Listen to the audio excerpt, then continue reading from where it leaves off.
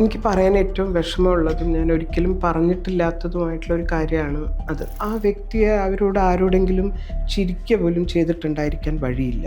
അടുത്ത് പോയിട്ടുണ്ടെങ്കിൽ എല്ലാവർക്കും അൺപ്ലസൻ്റ് ആയിട്ടുള്ള അനുഭവങ്ങൾ പറയാനും ഉണ്ടാവും. പ്രമീള നായരുടെ ജീവിതത്തിൽ ഒരു ഹ്രസ്വകാലത്തുണ്ടായിരുന്ന ഒരു ദാമ്പത്യം കൊണ്ട് അവർക്ക് അനുഭവിക്കേണ്ടി വന്ന പ്രശ്നങ്ങളുണ്ട്. പക്ഷെ അതിൻ്റെ പുറത്താണ് പ്രമീള നായർ എന്ന് പറയുന്ന വ്യക്തി MTയുടേതല്ലാത്ത സിനിമകളിൽ ചെയ്തിട്ടുള്ള സ്ട്രോങ് വുമൺ എന്ന് പറയുന്ന ഒരു ലേബിളുള്ള ഒരാളെ കൊണ്ട് ആരെതിർത്താലും ഇതിലെ കഥാനായകൻ്റെ സമ്പൂർണ്ണമായിട്ടുള്ള അടിമയായിരിക്കും എന്നും പറയാൻ വേണ്ടിയാണ് അവരുടെ ഈ മൈറ്റ് ഉപയോഗിക്കുന്നത്.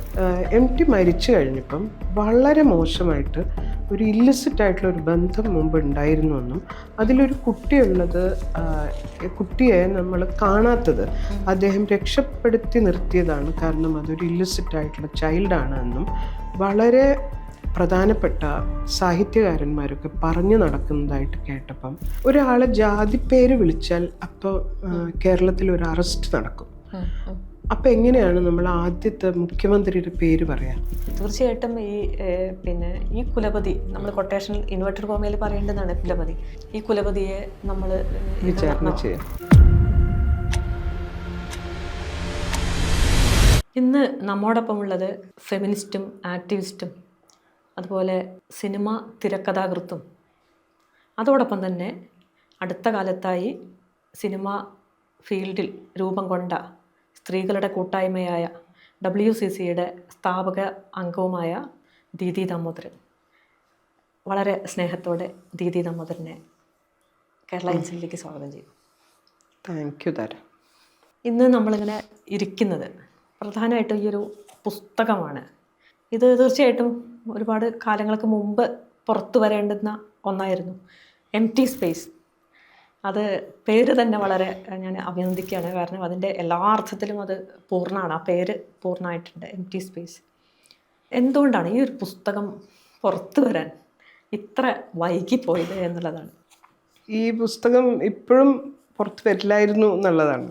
അതിന് നല്ല കഠിനാധ്വാനം വേണ്ടി വന്നു ആ പുസ്തകം വെളിച്ചം കാണാൻ. വെളിച്ചം കണ്ടിട്ടും അത് കണ്ടതായി ആരും ഭാവിക്കുന്നില്ല. മാധ്യമങ്ങൾക്ക് അങ്ങനെ ഇതൊരു ചടങ്ങല്ല. പിന്നെ ആർക്കും പ്രധാനപ്പെട്ട എഴുത്തുകാരികൾ ആരും അത് കണ്ടതായിട്ട് നടിച്ചിട്ടില്ല. അല്ലാതെ നടിക്കണം എന്നൊന്നുമല്ല, കാരണം ഓരോരുത്തരെ പുസ്തകം എഴുതുമ്പോഴേക്കും നമ്മളെല്ലാവരും പ്രൊമോഷണൽ എഴുത്തൊന്നും എഴുതാറൊന്നുമില്ല. പക്ഷേ എന്നെ സംബന്ധിച്ച് ഇതൊരു കോൾ ഔട്ടായിരുന്നു. ഇതൊരു പൊളിറ്റിക്കൽ കോൾ ഔട്ട് ആണ്.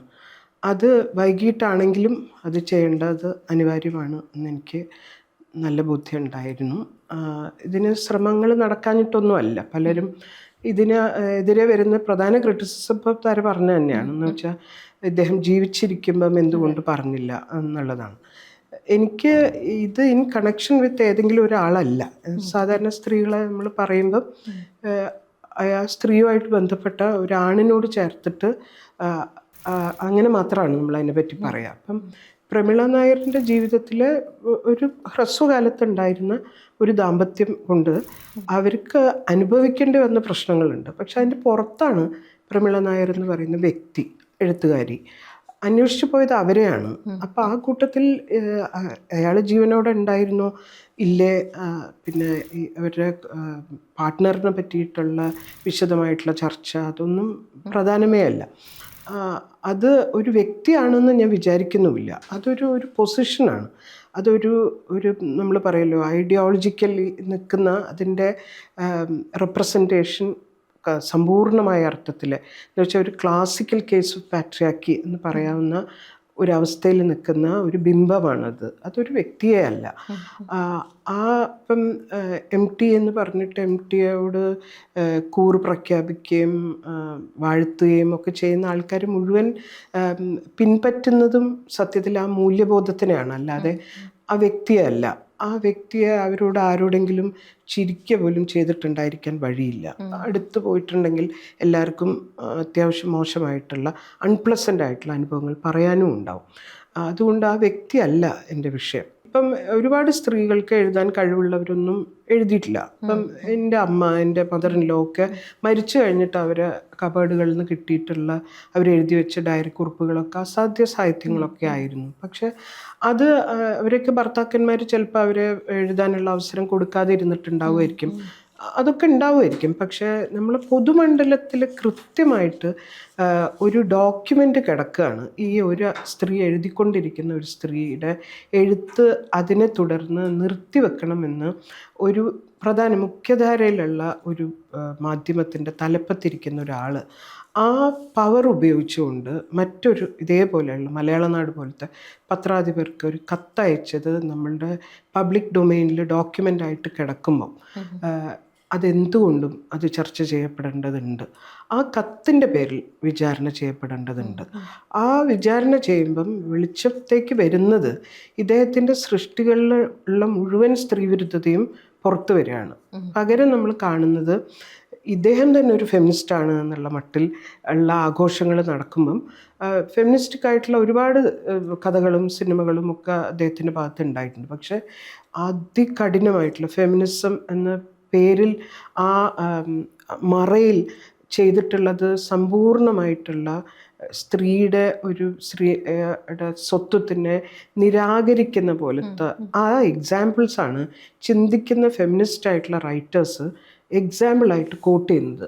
അപ്പോഴാണ് അതിലൊരു ഇൻ്റർവെൻഷൻ നിർബന്ധമാണ് നമ്മൾ തിരിച്ചറിയുന്നത്. കാരണം ഉദാഹരണത്തിന് ഒരു സിനിമ ആൾക്കൂട്ടത്തിൽ തനിയെ എന്ന് പറഞ്ഞ ഒരു സിനിമയിലെ സീമ പോലൊരു കഥാപാത്രം, സീമ എന്ന് പറയുന്നതിൻ്റെ പ്രത്യേകത എന്താണെന്ന് വെച്ചാൽ അവർ ഇതുവരെ ചെയ്തിട്ടുള്ളത് MTയുടേതല്ലാത്ത സിനിമകളിൽ ചെയ്തിട്ടുള്ള സ്ട്രോങ് വുമൺ എന്ന് പറയുന്ന ഒരു ലേബിളുള്ള ഒരാളെ കൊണ്ട് പ്രധാനപ്പെട്ട ഡയലോഗുകൾ പറയിക്കുമ്പം ഫെമിനിസ്റ്റുകളായിട്ടുള്ള റൈറ്റേഴ്സിന് തോന്നുന്നത് അവർ കൈയടിച്ച് പോകുന്നത് അത് സീമ പറയുന്നത് കൊണ്ട് കൂടിയാണ്.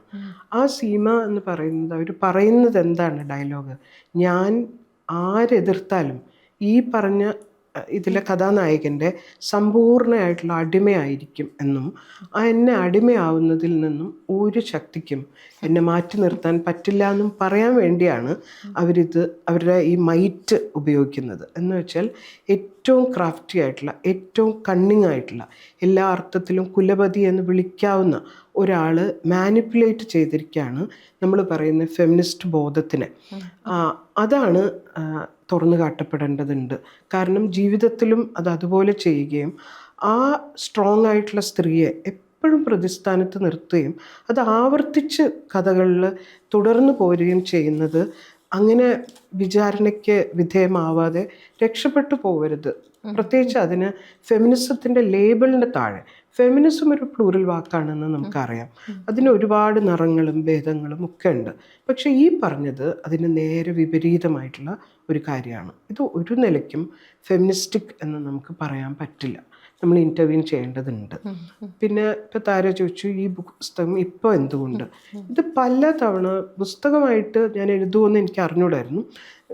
ജോലി സംബന്ധമായിട്ടുള്ള തിരക്കുകൾ ഉണ്ടായിരുന്നു. പുസ്തകമായിട്ട് എഴുതാനുള്ള ഏകാഗ്രത എനിക്കുണ്ടോയെന്ന് എനിക്കറിയില്ലായിരുന്നു. പക്ഷെ ലേഖനങ്ങളായിട്ടും പല നിലയ്ക്കുള്ള തുറന്നു പറച്ചിലുകളായിട്ടും പരസ്യമായിട്ടുള്ള പ്രസ്താവനകളും പ്രസംഗങ്ങളിലും ഒക്കെ ഞാനിത് കൊണ്ടുവന്നിട്ടുണ്ട്. അതിന് മാത്രം ബുദ്ധിമുട്ട് ഞാൻ അനുഭവിക്കേണ്ടി വന്നിട്ടുമുണ്ട്. അതെ, ഈ പുസ്തകമാവുന്നതിൻ്റെ പിന്നിലുള്ള കാരണം MT മരിച്ചു കഴിഞ്ഞപ്പം വളരെ മോശമായിട്ട് ഒരു ഇല്ലിസിറ്റ് ആയിട്ടുള്ള ഒരു ബന്ധം മുമ്പ് ഉണ്ടായിരുന്നുവെന്നും അതിലൊരു കുട്ടിയുള്ളത് കുട്ടിയെ നമ്മൾ കാണാത്തത് അദ്ദേഹം രക്ഷപ്പെടുത്തി നിർത്തിയതാണ്, കാരണം അതൊരു ഇല്ലിസിറ്റ് ആയിട്ടുള്ള ചൈൽഡാണ് എന്നും വളരെ പ്രധാനപ്പെട്ട സാഹിത്യകാരന്മാരൊക്കെ പറഞ്ഞു നടക്കുന്നതായിട്ട് കേട്ടപ്പം ഒരുപക്ഷെ എൻ്റെ തലമുറ കൂടി കഴിഞ്ഞാൽ ഇവരും ഓർമ്മയിൽ പോലും പ്രമീള നായർ അവശേഷിക്കുന്ന ഒരു തലമുറ അത് ശരിയാവുകയും അവരെ സമ്പൂർണ്ണമായിട്ട് തുടച്ചു മാറ്റുകയും കൃത്യമായിട്ട് നിയമപരമായിട്ട് നടന്ന വിവാഹവും നിയമപരമായി തന്നെ നടന്ന വിവാഹമോചനവും കുട്ടിക്ക് കൊടുത്ത ജീവനാംശവും ഒന്നും ആരും ഓർക്കപ്പെടാതെ പോവുകയും ചെയ്യും. അപ്പം ഞാനിത് ചെയ്യുമ്പോൾ തന്നെ എനിക്കറിയാം ഇവരെ ഓർക്കുന്ന ആ കാലത്തെ ഓർക്കുന്ന ആൾക്കാർ തീരെയില്ല, കുറഞ്ഞു വരികയാണ്. അപ്പം ഞാനെങ്കിലും അത് ചെയ്യേണ്ടതുണ്ട്. അത് ചെയ്യേണ്ട അവസാന തലമുറ ഒരുപക്ഷെ ഞാൻ തന്നെ ആയിരിക്കും. അത് ഏറ്റവും കറക്റ്റായിട്ടുള്ള ഒരു സമയം ഇപ്പോഴെങ്കിലും ഞാനത് ചെയ്യേണ്ടതുണ്ട് എന്ന് വിചാരിച്ചിട്ടാണ് അത് പുസ്തകമാകുന്നത്. വളരെ നന്നായി. എന്തായാലും ഈ ഒരു സമയത്ത് ഈ ഒരു ചർച്ച ഒരു പക്ഷേ എൻ്റെ പരിമിതിയായിരിക്കും. ഞാൻ ഒന്നാമത് MTയുടെ മരണശേഷം വന്നിട്ടുള്ള സാധനം അത്ര അധികം ഞാൻ പഠിക്കാൻ ശ്രമിച്ചിട്ടില്ല. എൻ്റെ ഒരു പരിമിതിയാവും. അപ്പം ഇതൊന്നും ഞാൻ അറിഞ്ഞിട്ടില്ല. ഈ ഒരു രീതിയിൽ എന്താ പറയുക, അവരെ പൂർണ്ണമായിട്ട് ഇല്ലാതെയാക്കുക, അല്ലെങ്കിൽ അവർ ശരിക്കും യഥാർത്ഥത്തിൽ നിയമപരമായിട്ട് അവരുടെ പങ്കാളിയായിരുന്നില്ല എന്നൊക്കെ വരുത്തി തീർക്കാനുള്ളൊരു ശ്രമം ഇതിൽ ശരിക്കും പറഞ്ഞാൽ ഈ കോൺസ്പിറസി ഓഫ് സൈലൻസ് എനിക്കത് വളരെ ഇതായിട്ട് തോന്നി. ആ ഒരു രീതിയിലുള്ള ഒരുപാട് ഇടപെടലുകളാണ് ഈ പുസ്തകത്തിനകത്ത് വന്നിട്ടുള്ളത്. അവരുടെ എഴുത്തുകളെ അല്ലെങ്കിൽ കുറേ സന്ദർഭങ്ങളിൽ ഇതിൽ പല ലേഖനങ്ങളിലും പല ഭാഗങ്ങളിലുമായിട്ട് ഈ ഒരു സാധനമാണ് വിശദീകരിക്കാൻ ശ്രമിച്ചിട്ടുള്ളത്. അത് എങ്ങനെയാണ് അതൊരു ശരിക്കും പറഞ്ഞാൽ ഇത്രയൊരു എക്സാക്റ്റ് ആയിട്ടൊരു ഈ പ്രയോഗത്തിലേക്ക് എത്തുന്നത് രീതി ശരിക്കും. അതായത് ഈ പേര് തന്നെയാണ് അതിൻ്റെ കൗണ്ടർ നറേറ്റീവ് എന്ന് പറയുന്നത്. ഈ പാട്രിയാർക്കിൻ്റെ പ്രത്യേകത എന്താണെന്ന് വെച്ചാൽ പ്രൊജക്റ്റ് ചെയ്യേണ്ടത് എന്താണെന്ന് ഐഡിയോളജി തീരുമാനിക്കും. അങ്ങനെയുള്ള പ്രൊജക്ഷൻസിൽ റിജക്റ്റ് ചെയ്യപ്പെട്ടു പോകുന്ന, നമ്മളിപ്പോൾ ഈ ക്യാമറയിൽ ഇരുട്ടത്ത് നിർത്തിയത് ഏതാണ്, ക്യാമറ തീരുമാനിക്കും എന്തിനാണ് പ്രൊജക്റ്റ് ചെയ്യേണ്ടത്, ഏതൊക്കെ ലൈറ്റിൻ്റെ അപ്പുറത്ത് നിൽക്കും. അപ്പോൾ അതുപോലെ വെളിച്ചത്തിൻ്റെ പുറത്ത് നിർത്തിയിട്ടുള്ള, എന്നാൽ ഇതിലേക്ക് വളമാവുന്നത് അതാണ്. എന്നുവെച്ചാൽ MT പോലെ ഒരു റൈറ്ററിനെ അവിടെ എത്തിക്കുന്നതിൽ വളരെ പ്രധാനപ്പെട്ട ഒരു കോൺട്രിബ്യൂഷൻ നടത്തിയ ഒരാളുടെ പേര് പറഞ്ഞതുകൊണ്ട് ഇല്ലാതായി പോകുന്നതല്ല അദ്ദേഹത്തിന് കിട്ടിയ സ്ഥാനമാനങ്ങളൊന്നും. എന്നിട്ടും ആ പേര് വരരുത് എന്ന തീരുമാനം ഉണ്ടെങ്കിൽ അത് നമ്മൾ അന്വേഷിക്കേണ്ടതില്ലേ? അതെങ്ങനെയാണ് ഒരു പേര് പറയുമ്പം നമ്മൾ ഇല്ലാതായി പോകുന്നത്? അതിൻ്റെ കാരണം നമുക്ക് മേലെ, പാട്രിയാർക്കിക്ക് മേലെ തീരുമാനങ്ങൾ എടുക്കുന്ന ഒന്നും ഉണ്ടാവാൻ പാടില്ല. പ്രമീള നായരിന് അതുകൊണ്ടാണ് ഒരു ഹ്രസ്വകാലത്തെ ദാമ്പത്യത്തിലേക്ക് ഒതുക്കാൻ പറ്റില്ല എന്ന് പറഞ്ഞത്. ഞാൻ കാണുന്ന പ്രമീള നായർ കാര്യങ്ങൾ ഒറ്റയ്ക്ക് തീരുമാനിക്കാൻ പറ്റുന്ന, എല്ലാ നിലയ്ക്കും ഒരു മനുഷ്യന് ഉള്ള ദൗർബല്യങ്ങളൊക്കെ ഉള്ള, കരഞ്ഞു പോകാറുണ്ട്, തകർന്നു പോകാറുണ്ട്, ഒറ്റപ്പെടലിൻ്റെ വിഷമങ്ങളുണ്ട്. അതൊക്കെ ആണെങ്കിലും അവരെ ബോഡി ലാംഗ്വേജ് തന്നെ മനസ്സിൽ നിന്ന് പോവാത്ത ഒന്നാണ്. കാരണം ഹൈറ്റ് കുറവായിരുന്നു. അപ്പം തല പ്രത്യേക രീതിയിൽ ഇങ്ങനെ ഉയർത്തിപ്പിടിച്ചിട്ട് എപ്പോഴും ചിരിച്ചുകൊണ്ട് എല്ലാത്തിനെയും വളരെ ലൈറ്റായിട്ട് എടുക്കുന്ന അങ്ങനെ ഒരാൾ, സംസാരിച്ചുകൊണ്ടേയിരിക്കുന്ന, എപ്പോഴും കൈൻ്റെ മൂവ്മെൻറ്റ് ഒക്കെ മനസ്സിലോർക്കും. ആ മൂവ്മെൻറ്റിലാണ് അവരെ കണ്ടവർക്ക് മാത്രം ഓർക്കുന്ന ഒരു പ്രത്യേകത ഉണ്ടായിരുന്നു. അതാണ് രണ്ട് കൈയിലും, ഒറ്റ കൈയിലല്ല, രണ്ട് കൈയിലും ഒരു വിരൽ തൂങ്ങി കിടക്കുന്നത്. അത് ആറാം വിരൽ. അത് അവരിങ്ങനെ സംസാരിക്കുമ്പം ഇളക്കിക്കൊണ്ടിരിക്കുകയായിരുന്നു. അവർ ആ യുണീക്ക് എന്നുള്ള നിലയ്ക്കാണ് ടൈറ്റിലിൽ നമ്മൾ അവരെ ബഹിഷ്കരിച്ചെങ്കിലും ആ ആറാം വിരലിൻ്റെ അതുണ്ടല്ലോ, അതുകൊണ്ട് എന്നെ അവർ ടച്ച് ചെയ്തിട്ടുണ്ടെന്ന് പറയുന്നത് ആ കൂട്ടത്തിലെ മറ്റു സ്ത്രീകളെക്കാളും ഇവരെ നമ്മൾ ശ്രദ്ധിച്ചിട്ടുണ്ട്. അവരെന്നെ ടച്ച് ചെയ്തിട്ടുണ്ടെന്ന് പറയുന്നത്, ഞാൻ അവരെ കാണുന്ന ലൈഫിൻ്റെ എബ്ബ് എന്ന് പറയുന്നത് ഏറ്റവും ലോവസ്റ്റ് ടൈഡിൽ നിൽക്കുന്ന സമയത്താണ് തിരിച്ചറിവോട് കൂടി കണ്ടത്. ആദ്യം നല്ല കാലത്ത് നല്ല കണ്ട ഓർമ്മയുണ്ട്, പക്ഷെ അതൊന്നും എൻ്റെ രജിസ്റ്റേർഡ് ആയിട്ടുള്ള ഓർമ്മകളിലില്ല. പക്ഷെ പിന്നീട് നമ്മളെ വീട്ടിൽ വരുന്ന അമ്മയ്ക്ക് ഞാൻ ബുക്കിൽ എഴുതിയിട്ടുണ്ട്, അമ്മയ്ക്ക് ഒരു സർജറി വേണ്ടി വന്നിരുന്നു. അപ്പം എന്നെ നിർബന്ധിച്ച് ലീവ് ക്യാൻസൽ ചെയ്ത് വിട്ട് ഞാൻ നിന്നോളാം എന്ന് പറഞ്ഞിട്ട്, അമ്മേൻ്റെ കാര്യത്തിൽ മാത്രമല്ല പലരുടെ കാര്യത്തിലും പോയിട്ട് നിൽക്കാറുണ്ട്, ബൈസ്റ്റാൻഡറായിട്ട് നിൽക്കുന്നത് നമുക്കറിയാം. അങ്ങനെ ഒരു നേച്ചറാണ്. എനിക്ക് വേറെ പ്രത്യേകിച്ച് പണിയൊന്നുമില്ല, ഞാൻ ഇവിടെ ഇരുന്നോളാം എന്ന് പറഞ്ഞിട്ടാണ് ഇരുന്നത്. അന്ന് പറഞ്ഞ കാര്യങ്ങളാണ് സത്യത്തിൽ റിട്രോസ്പെക്റ്റീവിൽ അവർ എന്തൊക്കെയായിരിക്കും കടന്നു പോയിട്ടുണ്ടാവുക എന്ന് നമുക്ക് തിരിച്ചറിയാൻ പറ്റിയത്. ഇപ്പോൾ ഈ പുസ്തകം പുറത്തു വരാനുള്ള ബുദ്ധിമുട്ട് കണ്ടപ്പം ഇവർ ഇറക്കിയ പുസ്തകങ്ങളിൽ ഈ ആത്മകഥാംശമുള്ള നോവൽ എന്ന് പറയുന്ന പുസ്തകം ഓതർ തന്നെയാണ് പബ്ലിഷറായത്. അപ്പം എനിക്ക് മനസ്സിലാവും ഇന്ന് ഒരു പബ്ലിഷറിനെ കിട്ടിയിട്ടുണ്ടാവില്ല ഒരിക്കലും. കാരണം കുലപതിയുടെ ഏറ്റവും വലിയ കാലത്തൊന്നും ആരും ധൈര്യപ്പെട്ടിട്ടുണ്ടാവില്ല പബ്ലിഷ് ചെയ്യാൻ. അത് അവർ പറയേണ്ട ആവശ്യം പോലും ഇല്ല, അവർക്ക് ഇഷ്ടം അതാണ് എന്ന് വിചാരിക്കും. അങ്ങനെയാണ് അതിലിപ്പം അതിലൊരു വിഷമമുള്ളത് എന്താണെന്ന് വെച്ചാൽ, അത് സ്ത്രീകളും അതിൽ പെടുന്നു, ആ ഏജൻസി അവരും ഷെയർ ചെയ്യുന്നു എന്ന് പറയുമ്പോഴാണ് നമ്മൾ ഇടപെടേണ്ടതുണ്ട്, ഇൻ്റർവ്യൂ ചെയ്യേണ്ടതുണ്ട് എന്ന് തോന്നിയത്. പുസ്തകം കൊണ്ട് ഉദ്ദേശിച്ചതും അത്തരം ഒരു ഇടപെടലാണ്. അത് ഏതെങ്കിലും ആളെ ടാണിഷ് ചെയ്യാൻ. പിന്നെ പറഞ്ഞു കേട്ടത് ശവം മരിച്ചു കഴിഞ്ഞപ്പം ശവം തീനികൾ ഇറങ്ങിയിട്ടുണ്ട്, ശവം തിന്നുന്ന പുഴുക്കൾ ഇറങ്ങിയിട്ടുണ്ട് എന്നൊക്കെയാണ് പറഞ്ഞു കേട്ടിട്ടുള്ളത്. അങ്ങനെയൊന്നുമല്ല. അതിപ്പം അല്ലെങ്കിലും നമ്മൾ പലരെയും പഠിക്കുന്നത് അവർ മരിച്ചു കഴിഞ്ഞിട്ട് എത്രയോ കാലം കഴിഞ്ഞിട്ടായിരിക്കും. പുനർവായനകൾ ഉണ്ടാവാറുണ്ട്.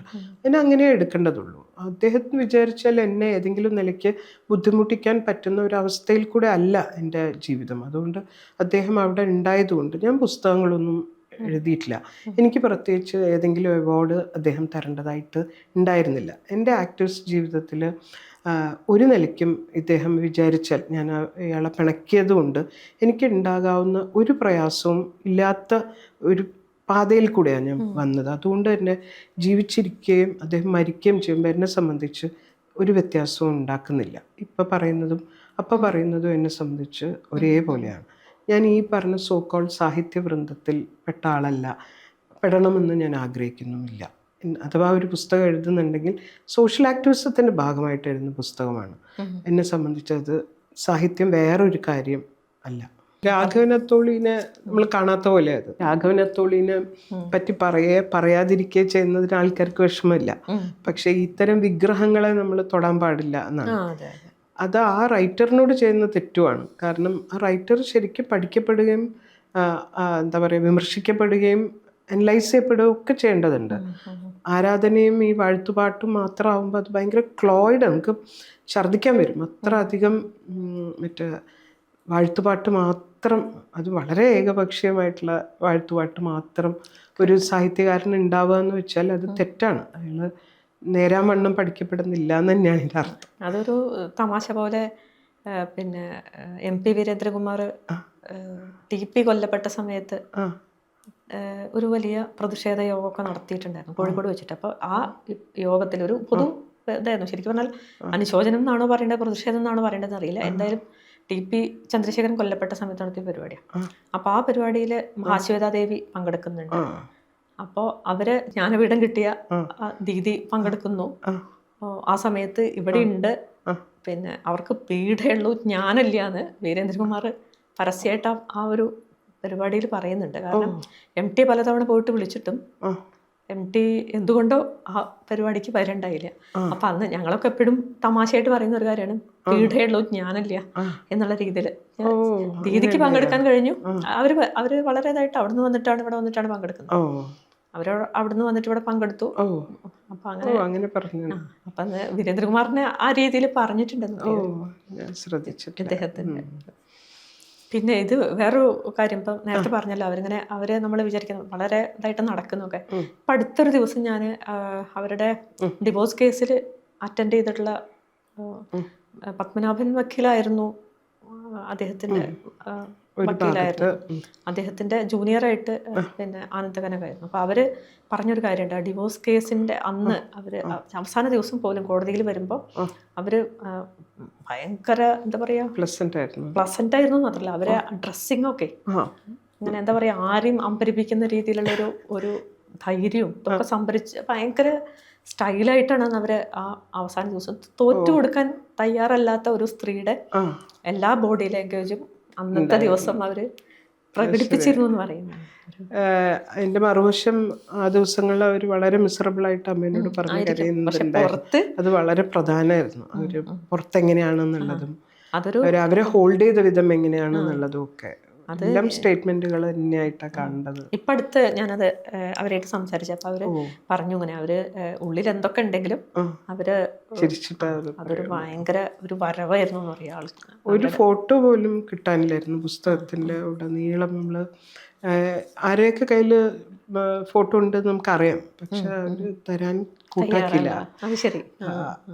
എങ്ങനെയാണ് ഒരാളെ ഇങ്ങനെ ബാഷ്പീകരിച്ച് കളയാന്നുള്ളത് നമ്മൾ കാണുക. തമസ്കരണം എന്ന് പറയുന്ന എല്ലാ അർത്ഥത്തിലും, ഇത് എൻ്റെ പേഴ്സണൽ കളക്ഷനിലുള്ള ഫോട്ടോ, വീട്ടിലെ ആൽബത്തിലുള്ള ചിത്രങ്ങളാണ് ഉപയോഗിച്ചത്. അങ്ങനെ ഒരാൾ ജീവിച്ചിരുന്നിട്ടേ ഇല്ല എന്ന മറ്റുള്ള ലോകത്തിനെ നമ്മൾ വിശ്വസിപ്പിച്ച് ഏതാണ്ട് വിജയിച്ചത് അതിങ്ങനെ മുന്നേറുമായിരുന്നു. അതുകൊണ്ട് ഇതൊരു ബുദ്ധിമുട്ടായിരിക്കും ഈ പുസ്തകവും അതിലെ ചിത്രങ്ങളും ഒക്കെ. സംഘടിത ഞാൻ അറിഞ്ഞിടത്തോളം ഒരു ആർട്ടിക്കിൾ അവിടെ പ്രസിദ്ധീകരിക്കാൻ കൊടുക്കുകയും അത് പ്രസിദ്ധീകരിക്കപ്പെടാതിരിക്കുകയും ചെയ്യുന്നു എന്നുള്ളതും അതിൻ്റെ ഭാഗമായിട്ട് ദീദി പക്ഷേ ഞാൻ മനസ്സിലാക്കിയെടുത്തോളം അന്വേഷി എന്ന് പറയുന്ന അന്വേഷിയുടെ മുൻ ഘട്ടങ്ങളിലും അതിൻ്റെ വിവിധ പേരുകളിലൊക്കെ ആണെങ്കിലും അപ്പോൾ ആ സമയം മുതലേ കൂടെ നിന്നിട്ടുള്ള ഒരാൾ അതിനകത്ത് പ്രസിദ്ധീകരിച്ച് സംഘടിതയിനകത്ത് വരേണ്ടിയിരുന്ന ഒരു സാധനം സംസ്കരിക്കപ്പെട്ടു എന്നുള്ള എങ്ങനെയാണ് അതിനെ ഒരു കാണുന്നത്? സംഘടിതയുടെ എഡിറ്റോറിയൽ ബോർഡിൽ പിന്നീട് ദീദി ഇല്ല എന്നാണ് ഇപ്പം പുസ്തകത്തിനകത്തും ഞാൻ വായിച്ചപ്പോൾ അങ്ങനെ തന്നെയാണ് മനസ്സിലായത്. എങ്ങനെയാണ് അതിനെ ദീദി എന്നല്ല സാവിത്രിയും കെ സാവിത്രിയും കൂടെ ഉണ്ടായിരുന്ന ഒരു രണ്ടുപേരും നിങ്ങൾ രണ്ടുപേരും ഇപ്പോൾ സംഘടിതയുടെ എഡിറ്റോറിയൽ ബോർഡിൽ ഇല്ല എന്നുള്ളൊരു കാര്യം ഞാൻ ശരിക്കും പറഞ്ഞാൽ പുസ്തകം വായിച്ചപ്പോഴാണ് അത് വ്യക്തമായതൊക്കെ. എനിക്ക് പറയാൻ ഏറ്റവും വിഷമമുള്ളതും ഞാൻ ഒരിക്കലും പറഞ്ഞിട്ടില്ലാത്തതുമായിട്ടുള്ള ഒരു കാര്യമാണ് അത്. എന്നെ സംബന്ധിച്ച് ഞാനായിത്തീരുന്നതിൽ ഏറ്റവും വലിയ പങ്ക് വഹിച്ച രണ്ടാൾക്കാരാണ് സാർ ടീച്ചറും അജിയച്ചും. ഇപ്പോൾ സാർ ടീച്ചറാണ് നമ്മൾ വളർന്നു വരുമ്പം ഇരിക്കുന്നതിൻ്റെ രാഷ്ട്രീയം, നടക്കുന്നതിൻ്റെ രാഷ്ട്രീയം, നമ്മളെങ്ങനെയാണ് ക്യാരി ചെയ്യേണ്ടത്, ഇതൊക്കെ പറഞ്ഞു തന്നത്, പഠിപ്പിച്ചത്. ആ ജെൻഡർ പൊളിറ്റിക്സ് എന്ന് പറഞ്ഞാൽ എന്താണ് എന്നും അത് എവിടെയാണ് നമ്മളെ പൊസിഷൻ ചെയ്യേണ്ടത് തുടങ്ങിയിട്ടുള്ള എല്ലാ കാര്യങ്ങളും നമ്മൾ കൃത്യമായിട്ട് നമുക്ക് അത് പഠിപ്പിച്ചു തന്നിട്ടുള്ള, നമുക്ക് അമ്മമാർ ഭാഷ പഠിപ്പിച്ചു തന്ന പോലെ തന്നെ ബോഡി ലാംഗ്വേജ് പഠിപ്പിച്ചു തന്ന അമ്മമാർ തന്നെയാണ് സാർ ടീച്ചറും അജിച്ച്. അവർക്ക് രണ്ടാൾക്കും മനസ്സിലാവുന്നില്ല ഈ പ്രമീള നായർ എന്ന് പറയുന്ന റൈറ്ററിനെ ഇരുട്ടത്ത് നിർത്തിയത് തെറ്റാണ് എന്ന് അവർക്ക് മനസ്സിലാവുന്നില്ല എങ്കിൽ എന്നെ സ്വയം ഒരു വലിയ പരാജയമായിട്ടാണ് കാണുന്നത്. ഇപ്പോഴും അതെ, അന്നും അതെ. അപ്പം 2014 ഇങ്ങനെ ശാരദക്കുട്ടി എഡിറ്റ് ചെയ്യുന്ന ഒരു സംഘടിതേൻ്റെ ഒരു ലക്കത്തിൽ സംഘടിതയിൽ സ്ത്രീകൾ മാത്രം എഴുതാൻ പാടുള്ളൂ എന്ന് വളരെ ശക്തിയുക്തം വാദിച്ചിട്ടാണ് അതൊരു പോളിസിയായി മാറുന്നത്. ആദ്യം അതൊരു ഈസി ആയിട്ടുള്ള ഒരു പോളിസി ഡിസിഷൻ ആയിരുന്നില്ല. അതിൻ്റെ പേരിൽ ഇടക്കാലത്ത് കാരശ്ശേരി മാഷെ കൊണ്ട് ഒരു സുദീർഘമായിട്ടുള്ളൊരു ലേഖനം അതിൻ്റെ അകത്ത് അച്ചടിച്ച് വന്ന അന്ന് തന്നെ ഞാൻ എൻ്റെ രാജിക്കത്ത് അവിടെ എഴുതി കൊടുത്തതുമാണ്. കാരണം അച്ചടിമഷി പുരണ്ടിട്ട് ഇല്ലാത്ത ചിന്തകൾക്ക് മുൻഗണന സ്ത്രീകൾക്കിടയിൽ മുഖ്യധാര മാധ്യമങ്ങൾ മുഴുവനും ഒരു ഭാഗത്ത് വെച്ചാൽ സ്ത്രീകൾ എഴുതുന്നത് നന്നേ കുറവാണ്. ഏത് ഫോമാണെങ്കിലും അതിന് നല്ല ഭാഷ വേണമെന്നില്ല. മറ്റേ ഈ പറഞ്ഞ പോലെ അവർ പറയുന്ന കവിത ഇങ്ങനെ ആയിരിക്കണം അല്ലെങ്കിൽ നോവൽ ഇങ്ങനെ ആയിരിക്കണം അങ്ങനെയൊന്നും വേണ്ട. കാരണം നമ്മൾ ഭക്ഷണം ഉണ്ടാക്കാൻ പഠിച്ചത് ആദ്യം തന്നെ ഇതൊക്കെ അറിഞ്ഞു വന്നതല്ല. കരിഞ്ഞിട്ടുണ്ടായിരുന്നു, അത് കുഴപ്പമില്ല ശരിയാവുമെന്ന് പറഞ്ഞിട്ടാണ് ഒരു സ്ത്രീയെയും അത് പഠിപ്പിച്ചത്. അതുപോലെ തന്നെ ഇങ്ങനെ എഴുതിയാൽ മതി, കവിത അല്ലെങ്കിൽ അത് വേണ്ട, പക്ഷെ ഒരു സ്ത്രീ അങ്ങനെ വരേണ്ടതുണ്ടെന്ന് വിചാരിച്ചിട്ടാണ് സംഘടിത ഇതിൻ്റെ ഭാഗമായിട്ട് സംഘടിതയിൽ സ്ത്രീകൾ മാത്രം എഴുതുക എന്ന് വന്നു. കാരശ്ശേരി മാഷ എഴുതിയ അന്ന് ലേഖനം എഴുതുകയും അന്ന് എനിക്ക് സംഘടിതയിൽ നിന്ന് ഒരു മെയിൽ വന്നിട്ടുണ്ട്. അതൊന്നും അതിൻ്റെ തെളിവാണ്. ഇനി നീ പറഞ്ഞതിൻ്റെ അർത്ഥം മനസ്സിലാക്കുന്നു, ഇനി അങ്ങനെ ഉണ്ടാവില്ല. ഞാൻ അന്നും പറഞ്ഞത്, അന്ന് മുകുന്ദൻ എഴുതാൻ തയ്യാറാണ്, MT എഴുതാൻ തയ്യാറാണ് എന്നൊക്കെ, അവരെയൊക്കെ കൂടെ ചേർക്കണം എന്നൊക്കെ അവർക്ക് അഭിപ്രായം ഉണ്ടായിരുന്നു. കാരണം സ്ത്രീ മാത്രം എന്ന് പറയുന്നത് വീണ്ടും ആണുങ്ങൾ ചെയ്ത അതേ തെറ്റ് സ്ത്രീകളും ചെയ്യാണ്, ഏകപക്ഷീയമാവാണ് എന്ന് പറഞ്ഞപ്പോൾ നമ്മൾ കേട്ടിട്ടില്ലാത്തത്, ഇപ്പം മുകുന്ദൻ എഴുതിയ കഥകളെ പറ്റി അവരുടെ ലൈഫ് പാർട്ട്ണർ എന്താണ് വിലയിരുത്തുന്നത്, എങ്ങനെയാണ് എന്ന് ഒരു കാര്യം നമുക്ക് വേണമെങ്കിൽ എഴുതാം. അതിനായിരിക്കണം സംഘടിത പോലെ ഒരു കാര്യം പണിയെടുക്കേണ്ടത് എന്ന് വിചാരിച്ചു. ആദ്യം ഫെമിനിസ്റ്റ് തീവ്രവാദി എന്ന് പറഞ്ഞിട്ട് തന്നെ സ്ഥിരമായിട്ട് കളിയാക്കുമായിരുന്നു. പക്ഷെ ഞാനതൊരു കോംപ്ലിമെൻ്റ് ആയിട്ടാണ് എടുത്തിരുന്നതും. അതുപോലെ അല്ല ഇതിലൊരു വേദന എന്തായിരുന്നു എന്ന് വെച്ചാൽ 2008 ഞാൻ കീമോ ചെയ്യുന്ന സമയത്ത് പോലും ഞാനിരുന്ന് എഡിറ്റ് ചെയ്തിട്ടുണ്ട്. ആദ്യം മനുഷ്യൻ്റെ ന്യൂസ് ലെറ്റർ ആയിരുന്നു, പിന്നെയാണ് അത് സംഘടിതയാവുന്നത്. ആ സമയത്തൊക്കെ എനിക്ക് വയ്യ, ഇടക്കാലത്ത് മാറി നിൽക്കണം എന്ന് പറഞ്ഞപ്പം തരാതിരുന്ന ഒരു ലീവാണ്. ഞാനൊരു ലേഖനം എഴുതിയപ്പം എനിക്ക് ലീവ് അനുവദിക്കുകയാണ്. എൻ്റെ കൂടെ സാവിത്രിയും സജീവമല്ലാത്തത് കൊണ്ട് മാറി നിൽക്കണം എന്ന് പറയാം. അതെനിക്ക് വലിയ മനപ്രയാസമുള്ള ഒരു കാര്യമായിരുന്നു. പുറത്ത് പറയാതിരുന്ന എന്താണെന്ന് വെച്ചാൽ, ഇന്നും ഒരു സ്ത്രീയെ ഭർത്താവ് കുത്തിന് പിടിക്കുമ്പോൾ ഓർമ്മ വരുന്ന പേര് ജിതയും അന്വേഷിയുമാണ്. അത്തരം ആൾക്കാർക്കൊരു നിരാശ ഉണ്ടാവരുത്. ഇവിടെ ഈ ജെൻഡർ സെൻസിറ്റീവ് ആയിരിക്കുക എന്ന് പറഞ്ഞാൽ അതവർക്ക് ഇപ്പോഴും നമുക്ക് ബാലാരിഷ്ടത ഉണ്ട് ഫെമിനിസ്റ്റ് മൂവ്മെൻറ്റിനെന്ന് പുറത്തറിയരുതെന്ന് എനിക്ക് തോന്നുമായിരുന്നു ആ സമയത്ത്. പിന്നെ എപ്പോഴാണ് ആ പ്രായവും കഴിഞ്ഞ് നമ്മൾ പല പീരീഡ് ട്രാൻസെൻഡ് ചെയ്യുമല്ലോ, ട്രാൻസെൻഡ് ചെയ്യുമ്പോഴാണ് ഞാൻ തിരിച്ചറിയുന്നത് അകത്തുള്ളത് നമ്മൾ പറഞ്ഞുകൊണ്ട് തന്നെ വേണം, അതിനെ കൺഫ്രണ്ട് ചെയ്ത് തന്നെ വേണം മുന്നോട്ട് പോകാൻ. അങ്ങനെയാണ് നമുക്ക് വളർച്ച ആവുകയുള്ളൂ. അടച്ചു വെച്ചത് കൊണ്ടോ അത് പറയാതിരുന്നത് കൊണ്ടോ ആ സത്യം അവിടെ ഇല്ലാതാവുന്നില്ല. അപ്പോൾ അത് പറയേണ്ടതുണ്ട് എന്നാണ് ഞാൻ വിചാരിച്ചത്. അങ്ങനെയാണ് ഇത് പറയുന്നത്. അതിൽ പുറത്തേക്ക് നോക്കിയുള്ള ഒരു കുറ്റപ്പെടുത്തലല്ല, ഞാൻ എൻ്റെ അകത്തേക്ക് തന്നെ നോക്കിയിട്ട് നടത്തിയ ഒരു കുറ്റപ്പെടുത്തലാണ്. ഈ പറയുന്ന ഫെമിനിസ്റ്റ് മൂവ്മെൻറ്റിനെ പോലും ഹൈജാക്ക് ചെയ്യാൻ പോകുന്നതാണ് ഈ ഹെജിമണി എന്ന് പറയുന്നത്. പാട്രിയാർക്കൽ ഹെജിമണി എന്ന് പറയുന്നത് പിടിച്ചടക്കം ചെയ്യുന്ന എല്ലാ മേഖലയിലും ഉള്ളതുപോലെ തന്നെ പാത്തറ്റിക്കലി പറയേണ്ടത് ഫെമിനിസ്റ്റ് മൂവ്മെൻറ്റിനെയും ആ ചിന്തയെയും പോലും അതിന് സ്വാധീനിക്കാൻ പറ്റി എന്നുള്ളതാണ് ഇന്ന് നമ്മൾ അറിയുന്ന ആ തിരിച്ചറിവാണ് ആ പറഞ്ഞത്. അതിൽ അജിതയോ അല്ലെങ്കിൽ സാറ ജോസഫോ എന്നെ സംബന്ധിച്ച് പ്രതിസ്ഥാനത്തല്ല. പ്രതിസ്ഥാനത്ത് അവരിൽ എത്താൻ പറ്റുന്നില്ലല്ലോ എനിക്കിപ്പോഴും എന്നുള്ള ഒരു വിഷമം മാത്രമേ ഉള്ളൂ. അതാണ് ആ പുസ്തകത്തിൽ പറഞ്ഞത്. അത് ഞാൻ സെൽഫ് ക്രിട്ടിക്കലായിട്ടാണ് പറഞ്ഞത്. ഞാൻ കൂടെ ഭാഗമായിട്ടുള്ള ഒരു മൂവ്മെൻറ്റിന് ഇപ്പോഴും ബാലാരിഷ്ടത് മാറിയിട്ടില്ല എന്ന് പറയാൻ വേണ്ടി പറഞ്ഞതാണ്. കാരണം ഇല്ലെങ്കിൽ നമുക്ക് പ്രമീള നായരോടൊപ്പം ഒരു സ്ത്രീക്ക് അവരെ ഐഡൻറ്റിഫൈ ചെയ്യാതെ മുന്നോട്ട് പോകാൻ പറ്റില്ല. നമുക്കൊരു കുലപതിയോടൊപ്പവും കുലപതിയെയും നമ്മളുടെ സംഘടനയുടെ പേട്രണാക്കാൻ പറ്റില്ല. അയാൾ എന്തൊക്കെ തന്നെ വാഗ്ദാനങ്ങൾ നമുക്ക് തന്നിട്ടുണ്ടെങ്കിലും, അയാൾ എന്തൊക്കെ തന്നെ മഹാസാഹിത്യം എഴുതിയിട്ടുണ്ടെങ്കിലും, അയാൾ കാരണം ഒരു സ്ത്രീ അവരുടെ ആത്മാവിഷ്കാരം ഇല്ലാതാക്കിയിട്ടുണ്ടെങ്കിൽ സ്ത്രീ സംഘടനേൻ്റെ സ്ത്രീയുടെ പ്രയോറിറ്റി ആ മറ്റേ സ്ത്രീ തന്നെ ആയിരിക്കണം. പിന്നെ പുസ്തകത്തിൽ വളരെ വ്യക്തമായിട്ട് എനിക്കത് വളരെ സന്തോഷമായിട്ട് തോന്നി. ഈ പിന്നെ അരുന്ധതി റോയുടെ ഇപ്പോൾ Mother Mary comes to me, അതിനകത്ത് അവർ അമ്മയും അവരും തമ്മിലുള്ളൊരു എന്താ പറയുക, അമ്മ അതങ്ങനെ ആ ഒരു സാധനം ഉണ്ടല്ലോ, ഉള്ളിൽ നടക്കേണ്ടുന്ന സംവാദം അല്ലെങ്കിൽ ഉള്ളിൽ നടക്കേണ്ടുന്ന വിയോജിപ്പുകൾ രേഖപ്പെടുത്തി. അത് വളരെ എനിക്കത് വളരെ സന്തോഷം പുസ്തകം എന്നെ ഭയങ്കരമായിട്ട് അട്രാക്ട് ചെയ്തിട്ടുണ്ടായിരുന്നു. കാരണം എനിക്ക് മേരി റോയിനെ പേഴ്സണലി അല്ലാതെ അറിയും. അവരെനിക്ക് മെയിലുകൾ അയക്കുകയൊക്കെ ചെയ്യുമായിരുന്നു. അവരെ എനിക്ക് ഭയങ്കര മറ്റേ ഷീറോ വർഷിപ്പുള്ള ഒരാളാണ്.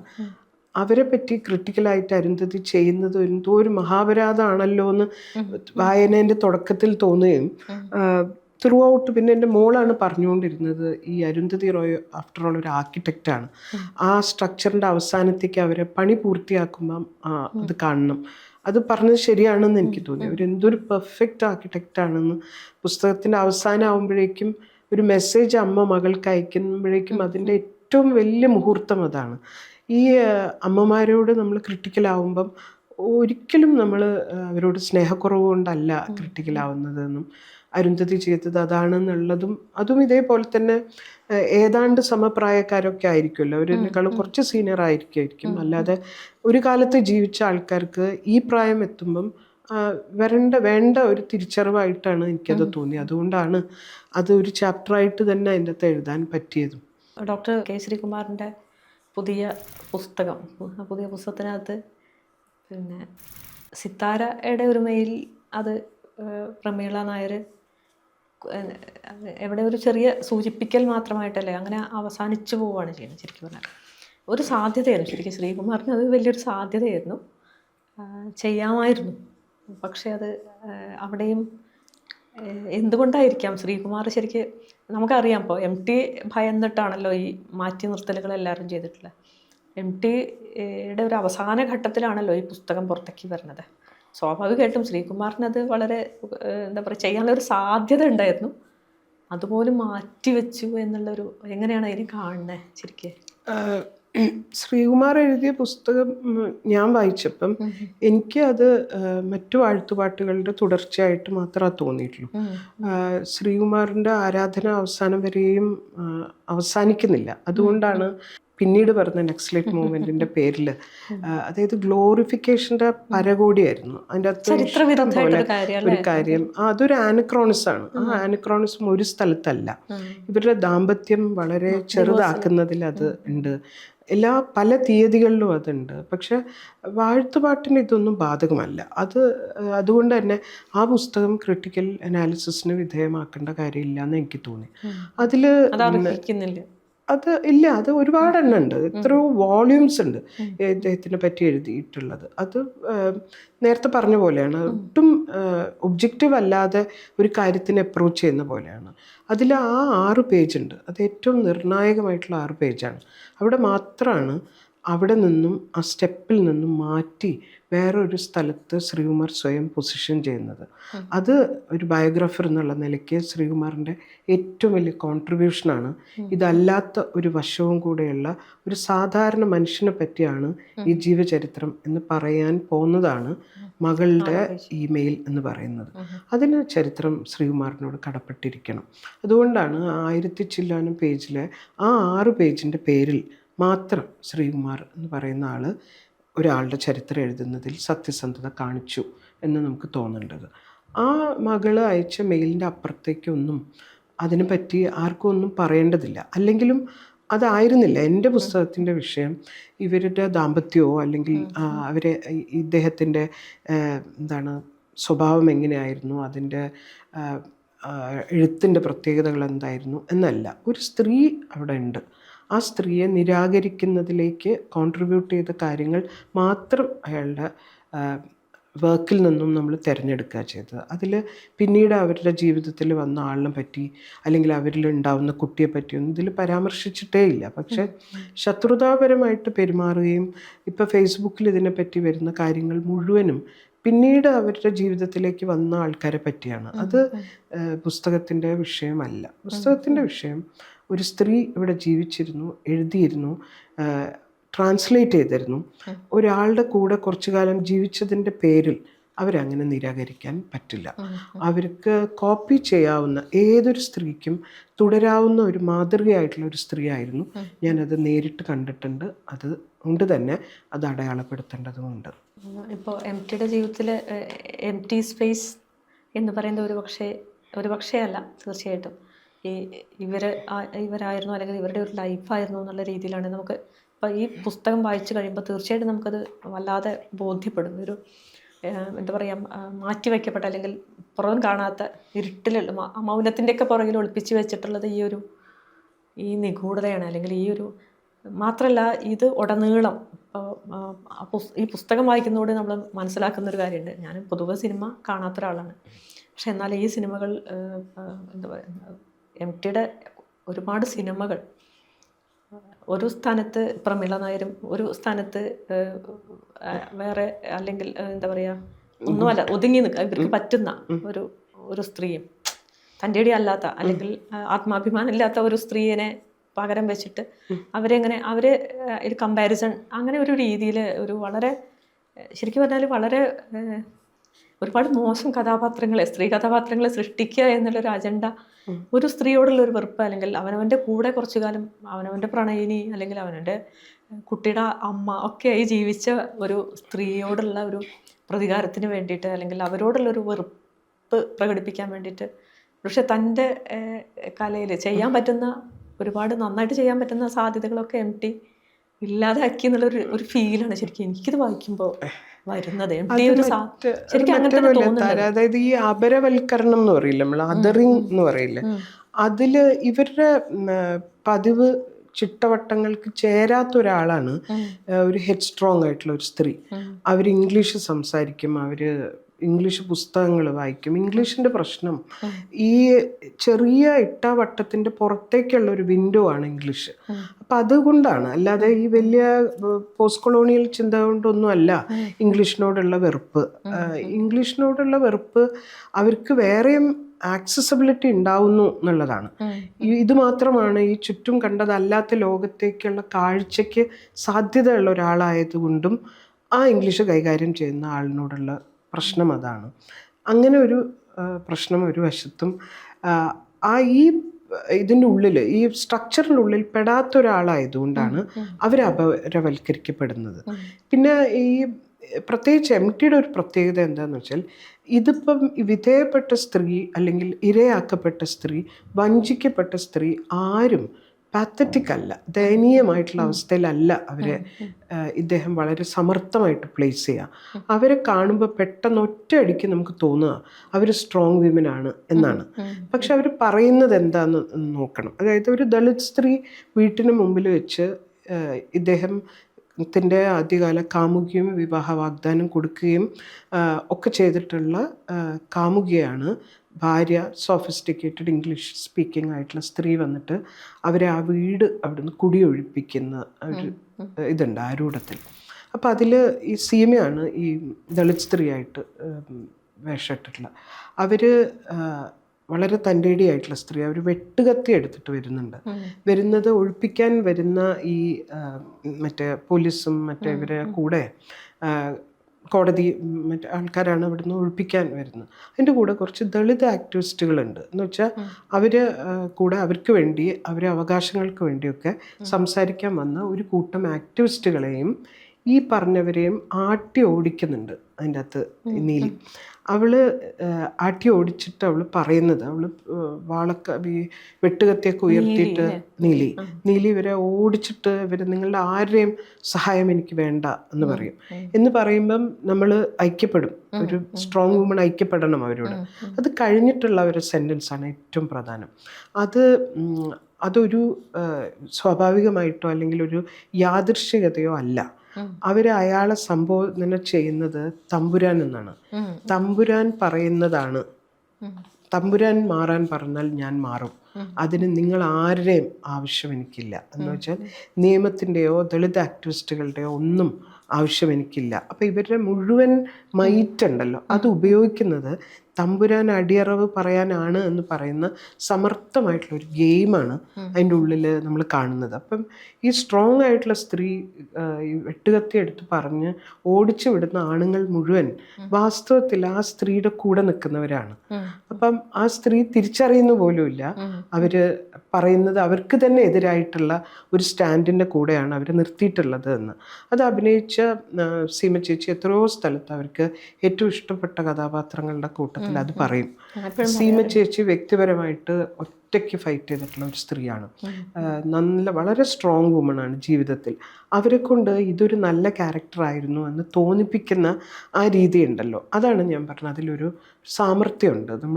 ഇതൊരു സ്ട്രോങ് വുമണാണ് എന്നുള്ള തെറ്റിദ്ധാരണ നമുക്ക് ഉണ്ടാവുകയും ഇവരെ മുഴുവനും അതുകൊണ്ടാണ് ഫെമിനിസ്റ്റ് മൂവ്മെൻറ്റിനെ കൊണ്ടും അദ്ദേഹം ചെയ്യിപ്പിച്ചത് അത് തന്നെയാണ്. നീലയെ കൊണ്ട് ചെയ്യിപ്പിച്ച അതേ പണിയാണ് അന്വേഷിയെ കൊണ്ടും ചെയ്യിപ്പിച്ചത് എന്നുള്ളതാണ് അതിൻ്റെ വിഷമം. ദാമോദര മാഷ് ശരിക്കും അത്രയും അടുപ്പുള്ളൊരു വ്യക്തിയായിരുന്നല്ലോ. അദ്ദേഹത്തിൻ്റെ ഒരു ആവശ്യം ആണ് അവസാന കാലത്ത് ഒന്ന് കാണുക എന്നുള്ള വളരെ എന്താ പറയുക, മനുഷ്യത്വപരമായിട്ട് ആലോചിക്കുകയാണെങ്കിൽ വളരെ സ്വാഭാവികമായിട്ടും ഏതൊരാളും ചെയ്തേക്കാവുന്ന ഒരു കാര്യം അതുപോലെ നിഷേധിക്കപ്പെടുന്ന ഒരവസ്ഥ, അല്ലെങ്കിൽ അങ്ങനത്തെ ഒരു കഥാപാത്രമായിരുന്നു നമ്മുടെ കുലപുരുഷൻ എന്നുള്ളതാണ് ഏറ്റവും കുലപതി അല്ലേ. ഞാൻ തിരിച്ചിട്ട് അതാരെപ്പോഴും ആലോചിക്കുക. എല്ലാവരും പറഞ്ഞു കേട്ടിട്ടുള്ളത്, അമ്മയൊക്കെ പറഞ്ഞു കേട്ടിട്ടുള്ളത് അവസാന കാലത്ത് മറ്റേ ഡയബറ്റിക് ആയതുകൊണ്ട് കാഴ്ച നഷ്ടപ്പെടുന്നതിന് മുമ്പേ എനിക്കൊന്ന് കാണണമെന്ന് അച്ഛനോട് ആവശ്യപ്പെട്ടിട്ടുണ്ട്. എത്രയോ ആൾക്കാരോട്, ബഷീർ മാഷോട് ആവശ്യപ്പെട്ടതായിട്ട് കേട്ടു. പിന്നെ എൻ്റെ അച്ഛൻ്റെ സിസ്റ്റർ മകളുണ്ട്, അവർ ഭർത്താവ് അച്ഛൻ്റെ ക്ലാസ്മേറ്റ് ആയിരുന്നു, ഡോക്ടർ രാജേന്ദ്രൻ. ഇവരുടെ തൊട്ട വീടാണ്, നെയ്ബറായിരുന്നു. അപ്പോൾ അവർ വൈഫ് അരുണേച്ചി പറയുന്നുണ്ടായിരുന്നു, രാജേട്ടനോടും ആവശ്യപ്പെട്ടിരുന്നു.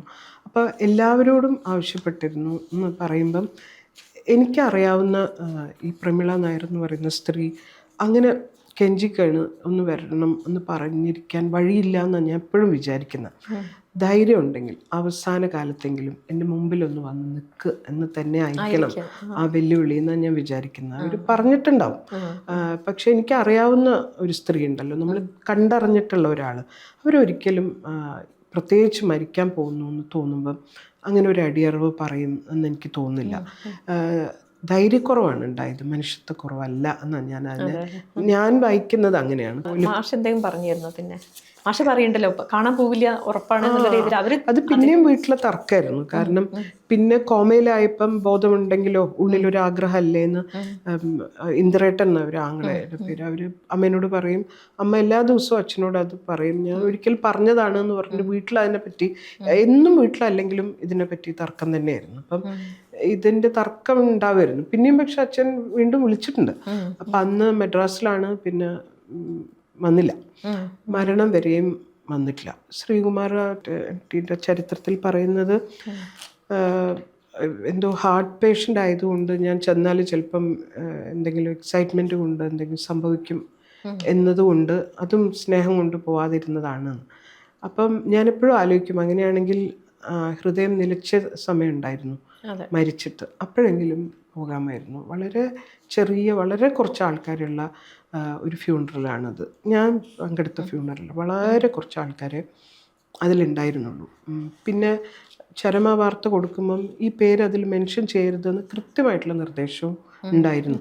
അത് പിന്നെയും എഡിറ്റോറിയൽ ബോർഡ് കൂടുകയും അങ്ങനെ അല്ല, പേര് വേണ്ടേന്നൊക്കെ ഉള്ള എന്തോ സംസാരിക്കുകയൊക്കെ ചെയ്തിട്ടാണ് ആ പേര് പോലും അതിൻ്റെ അകത്ത് വരുന്നത്. അപ്പം അതുകൊണ്ട്, അത് മാത്രമല്ല ഈ അടുത്താണ് വിക്കിപീഡിയയിലൊക്കെ ഈ പേര് കാണുന്നത്. ഞാൻ എത്രയോ കാലമായിട്ട് സെർച്ച് ചെയ്യായിരുന്നു, എല്ലാ പ്രാവശ്യവും ജ്ഞാനപീഠം കിട്ടിയപ്പോൾ സെർച്ച് ചെയ്തിരുന്നു.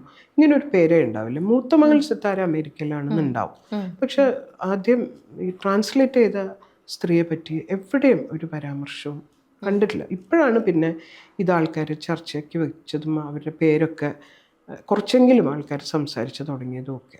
വാസുദേവൻ MT എന്ന് എഴുതി തുടങ്ങിയിട്ടുള്ള ആൾ പിന്നീട് ജാതി ഒക്കെ വന്നിട്ട് അങ്ങനെ ആ ഒരു ഒരു ആർട്ടിക്കിള് ഇപ്പോൾ ഗോവിന്ദനുണ്ണി മാഷയുടെ എഡിറ്റോറിയലിലുള്ള എങ്ങനെയാണ് അത്, ആ ഒരു ആർട്ടിക്കിള് എഴുതാനുണ്ടായ ഒരു സാഹചര്യവും ഒക്കെ? എനിക്കെപ്പോഴും വിചിത്രമായി തോന്നിയിട്ടുള്ളൊരു കാര്യം, ഒരാളെ ജാതിപ്പേര് വിളിച്ചാൽ അപ്പോൾ കേരളത്തിൽ ഒരു അറസ്റ്റ് നടക്കും. അപ്പം എങ്ങനെയാണ് നമ്മൾ ആദ്യത്തെ മുഖ്യമന്ത്രിയുടെ പേര് പറയാം?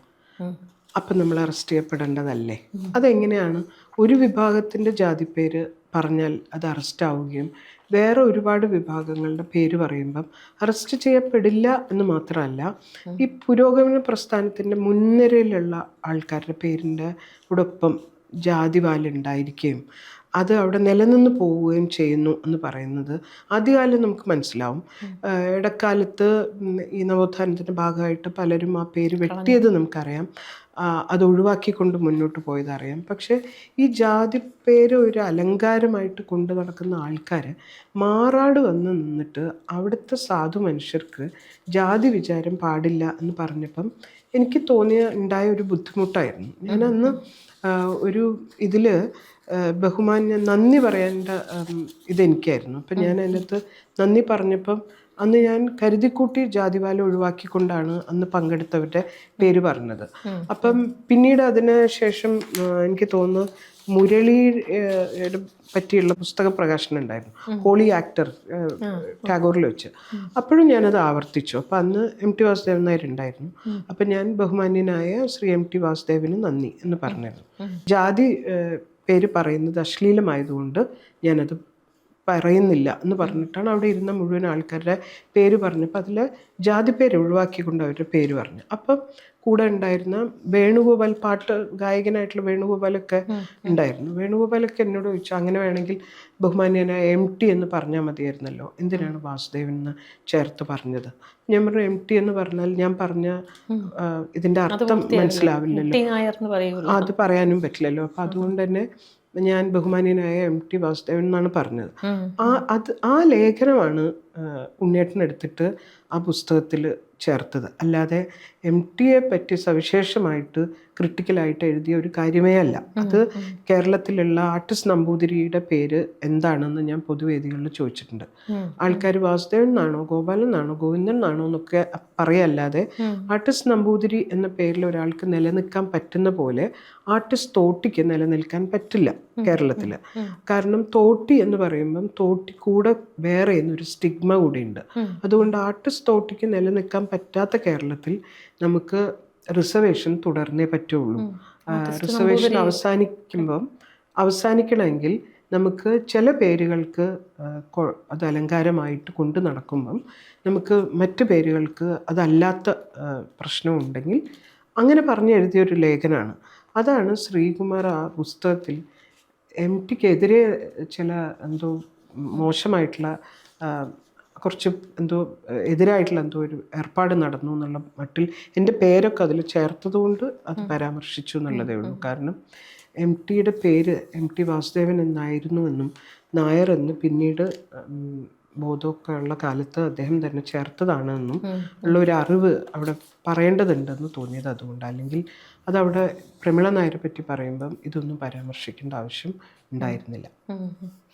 പിന്നെ ഈ ഒരു പുസ്തകത്തിൻ്റെ ഒരു പ്രത്യേകതയായിട്ട് എനിക്ക് തോന്നിയത് ആദ്യമായിട്ടായിരിക്കും ഒരു പക്ഷേ പുറകിൽ നിന്ന് നോക്കുമ്പോഴും ബാക്ക് കവർ ഫ്രണ്ട് കവർ ഒരുപോലെയായിട്ട് അതിൽ എഴുത്തുകാരുടെ പേര് മാത്രം മാറ്റമായിട്ട് ഇപ്പോൾ യശുമക്കുട്ടി ഒരു പുറത്ത് ദീദി അങ്ങനെ ഒരു വരുന്നു. എങ്ങനെയാണ് നിങ്ങൾ രണ്ടുപേരും കൂടി ഒരു പുസ്തകം ചെയ്യാൻ ആലോചനയിലേക്ക് എത്തിയത്? അല്ലെങ്കിൽ എങ്ങനെയാണ് അതിൻ്റെ ഒരു ഇങ്ങനത്തെ ഒരു ഈ ഒരു പുസ്തകം രണ്ടുപേരുടെയും കൂടെ പേരിൽ വരുന്നത്? അതായത് താരയ്ക്ക് അറിയുന്നുണ്ടോ, ഞാൻ എല്ലാ കാലത്തും ഈ പ്രമിള നായരിനെ എഴുത്തിൽ നിർത്തിയ കാര്യം നമ്മൾ പറയാറുണ്ട്.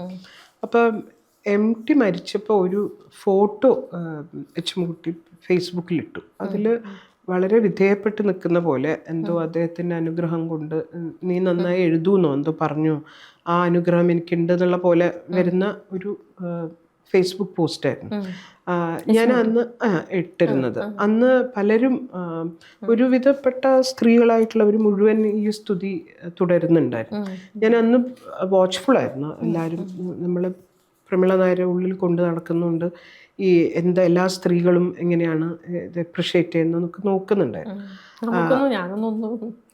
അപ്പോഴാണ് യശുമക്കുട്ടി എന്നെ വിളിച്ചിട്ട് ഞാനിങ്ങനെ ഒരു ഫോട്ടോ ഇട്ടു, എനിക്ക് അതിൽ എന്തെങ്കിലും കുഴപ്പമുണ്ടോ ഒന്ന് എന്നെ ഇങ്ങോട്ട് വിളിച്ച് ചോദിച്ചത്. ഞാൻ കോളേജിൽ ഇരിക്കുകയായിരുന്നു. അപ്പം ഞാൻ പറഞ്ഞ ഒറ്റയ്ക്ക് കത്തിയ ഒരു തീപ്പന്തമാണ് യശുമക്കുട്ടി പോലെ ഒരാൾ.